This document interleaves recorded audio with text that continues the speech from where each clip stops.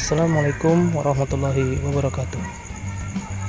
Pertemuan kali ini kita akan bahas intisari materi atau ringkasan, atau kita sebut juga rangkuman, terkait dengan pelajaran yang sudah kita pelajari dalam 3 minggu belakangan ini. Ananda juga sudah tahu judul ini, perumusan dan penetapan Pancasila sebagai dasar negara. Nah, apa-apa saja nanti yang akan tertuang dalam video kali ini, saksikan hingga akhir. Kemudian kamu akan mendapatkan informasi terkait dengan rangkuman intisari pelajaran kita yang terhubung dengan ulangan harian. Oke, silakan saksikan. Nah, untuk yang pertama, awal mula Pancasila itu dibahas dan ditetapkan hingga hari ini menjadi dasar negara Republik Indonesia itu bermula dari dibentuknya BPUPKI.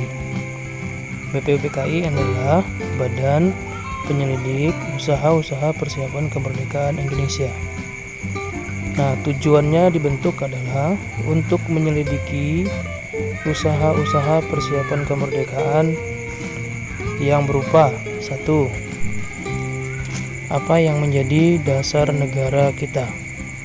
Yang kedua, apa yang menjadi hukum dasar negara kita? Nah, Bapak ulangi, tujuan dibentuknya BPUPKI ialah untuk menyelidiki usaha-usaha persiapan kemerdekaan, terutama dalam 2 hal, yaitu tadi untuk membahas apa yang menjadi dasar negara kita dan apa yang menjadi hukum dasar negara kita. Oke, lanjut. Yang kedua, mengenai siapa-siapa saja yang mengusulkan rancangan dasar negara Indonesia. Dari layar yang kamu saksikan, ada 3 tokoh yang menyampaikan usulan dasar negara, yaitu Muhammad Yamin, Soepomo, dan Insinyur Soekarno. Pak ulangi, Muhammad Yamin, Supomo, dan Insinyur Soekarno. Ketiganya adalah tokoh yang mengusulkan rancangan dasar negara dalam sidang pertama BPUPKI tanggal 29 Mei 1945. Oke, kita lanjutkan. Nah, yang ketiga, mengenai bagaimana cerita di balik hari lahir Pancasila. Nah, dari ketiga tokoh yang mengusulkan rancangan dasar negara, Insinyur Soekarno adalah salah satu tokoh yang mengusulkan dasar negara bersamaan dengan satu istilah yang pertama kali didengar oleh anggota sidang dengan istilah Pancasila. Istilah itu menjadi istilah pertama diperkenalkannya nama Pancasila pada tanggal 1 Juni 1945, dan itulah sebagai hari lahir Pancasila hingga hari ini. Baik, yang keempat, pada perjalanan proses perumusan Pancasila, banyak hal yang terjadi dalam peristiwa itu. Usulan-usulan itu kemudian dibawa oleh panitia berikutnya, yaitu PPKI, kemudian dibahas dan dibahas kembali hingga pada akhirnya PPKI pada keesokan harinya setelah kemerdekaan tanggal 17 Agustus, tepat tanggal 18 Agustus, PPKI melaksanakan sidang dan menghasilkan keputusan. Nah, di layar kamu sudah ada 3 keputusannya. Yang pertama, menetapkan Undang-Undang Dasar 1945 sebagai hukum dasar ya. Yang kedua, memilih presiden dan wakil presiden, yaitu Insinyur Soekarno dan Muhammad Hatta.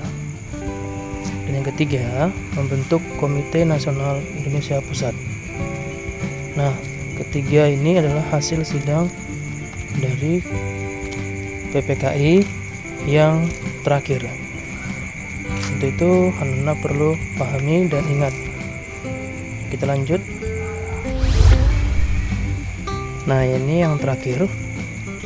Setelah dari kita mengetahui sejarah proses perumusan dan penetapan Pancasila sebagai dasar negara, tentu ananda yang paling penting adalah bagaimana semangat dari para pendiri itu bisa kita teladani. Seperti video yang sebelumnya, kamu sudah menyaksikan bagaimana dua sikap yang dimiliki oleh para pendiri bangsa, terutama yaitu sikap nasionalisme dan sikap patriotisme. Di layar kaca kamu, di layar handphone kamu sudah tertera nasionalisme.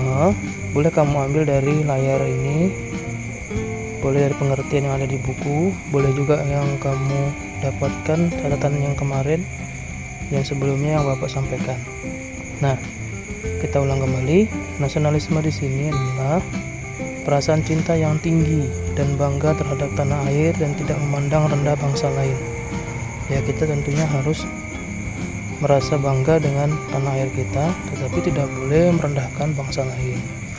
Dan yang kedua, semangat yang dimiliki oleh para pendiri yaitu patriotisme. Apa itu patriotisme? Yaitu semangat cinta tanah air juga, yang bersedia mengorbankan segala-galanya untuk bertahan Indonesia.